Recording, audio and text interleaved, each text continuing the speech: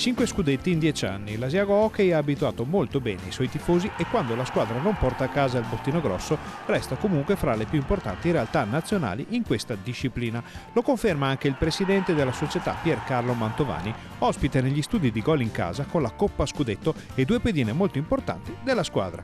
L'Asiago negli ultimi 10 anni si è abituato bene, no? Con i risultati, perché questo è il quinto scudetto che facciamo negli ultimi 10, il sesto di tutta la storia.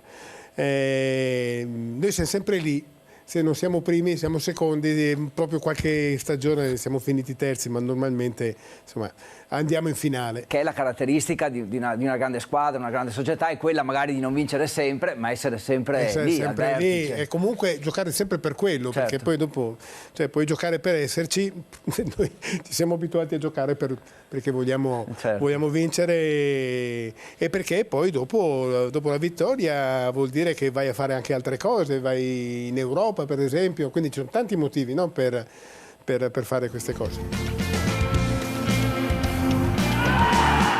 La stagione conclusa in modo trionfale con la vittoria dello scudetto è stata un crescendo di risultati e qualità del gioco. Io purtroppo a finale non le ho giocate perché sono infortunato l'ultima partita in semifinale, però sì, diciamo che si è andati sempre in crescere dall'inizio della prima partita della semifinale all'ultima della finale. C'era un miglioramento continuo e siamo stati veramente bravi.